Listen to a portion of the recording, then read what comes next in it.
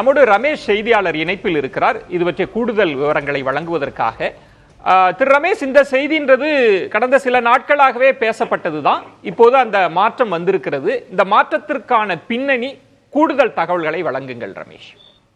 நாளை மாலை மனோ தங்கராஜ் அமைச்சராக பொறுப்பேற்கிறார். அவருக்கு பால்வளத்துறை கொடுக்கப்படுகிறதாக தகவல் வந்திருக்கிறது. ஏற்கனவே அவர் பால்வளத்துறை அமைச்சராக இருந்தார். அவருக்கு மீண்டும் பால்வளத்துறையை கொடுப்பதற்கு தமிழக முதலமைச்சர் முன் வந்திருக்கிறார்.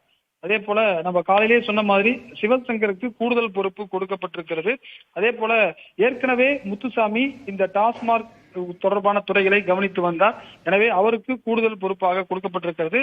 ராஜகண்ணப்பனுக்கு வனத்துறை கொடுக்கப்பட்டிருக்கிறது. வனத்துறை ஒரு பெரிய போர்ட்போலியோ அதை கொடுத்திருக்காங்க. பொன்முடி அமைச்சரவையிலிருந்து நீக்கப்பட்டிருக்கிறார். அதே போல 2 அமைச்சர்கள் செந்தில் பாலாஜி மற்றும் பொன்முடி ஆகிய 2 அமைச்சர்கள் கேபினெட்ல இருந்து விடுவிக்கப்பட்டிருக்கிறார்கள் என்ற ஒரு முக்கியமான செய்தி தான் நீங்கள் பார்த்து கொண்டிருக்கீர்கள். இந்த நிலையில தான் இதுல முக்கியமான ஒரு மாற்றம். தற்போது பொன்முடி அவர்களுக்கு கட்சி பதவியும் பறிக்கப்பட்டிருக்கிறது. தற்போது அமைச்சரவையிலிருந்தும் அவர் விடுவிக்கப்பட்டிருக்கிறார். ராஜகண்ணப்பனுக்கு தொடர்ச்சியாக அமைச்சரவையில் மாற்றங்கள் நிகழ்ந்து கொண்டே இருக்கின்றன. அவர் முதல்ல பிசி எம்பிசியா இருந்தாரு. அதுக்கப்புறமா பாத்தீங்கன்னா அந்த மினிஸ்டர் இருந்தாரு. அதுக்கப்புறம் டிரான்ஸ்போர்ட் இருந்தாரு. தற்போது பால்வளத்துறையிலிருந்து திருப்பியும் வனத்துறை என்ற ஒரு பெரிய துறைக்கு செல்கிறார். இதுதான் தற்போது கிடைத்த தகவலா இருக்குது. நாளை மாலை 6 மணிக்கு ராஜ்பவன்ல பதவியேற்பு விழா நடைபெறும் என்றும் ராஜ்பவனுடைய செய்திக்குறிப்பு சொல்கிறது. சிவசங்கர் குறிப்பாக அவர் அரியலூர் மாவட்டத்தைச் சேர்ந்தவர். அவருக்கு கூடுதலாக போக்குவரத்து துறையோடு மின்சாரத்துறையும் கவனிப்பார். முத்துசாமி ஈரோடு மாவட்டத்தைச் சேர்ந்தவர். அவர் ஏற்கனவே வீட்டு வசதித்துறை அமைச்சராக இருக்கிறார். அவருக்கு கூடுதலாக இந்த டாஸ்மாக் மதுவிலக்கு என்று சொல்லக்கூடிய துறை கொடுக்கப்பட்டிருக்கிறது. இதுதான் முக்கியமான விஷயங்களாக இருக்கிறது.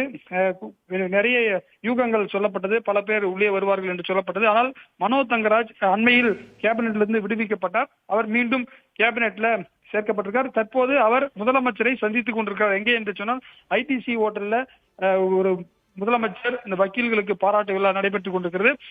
அங்கே தற்போது முதலமைச்சரை சந்தித்து வாழ்த்தும் பெற்றிருக்கிறார் மனோ தங்கராஜ்.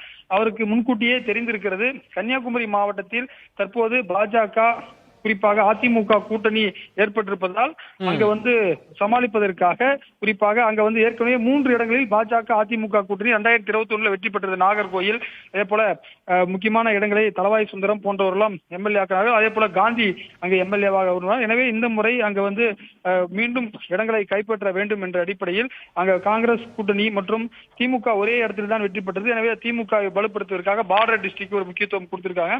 ராஜகண்ணப்பனை பொறுத்தவரை முதுகுளத்தூர் எம்எல்ஏ அவருக்கும் வாய்ப்பு கொடுக்கப்பட்டிருக்கிறது. சிவசங்கர் வந்திருக்கிறார். இதுதான் தகவலா இருக்கிறது. விஜயன், நன்றி ரமேஷ், கூடுதலான தகவல்களை வழங்கினீர்கள்.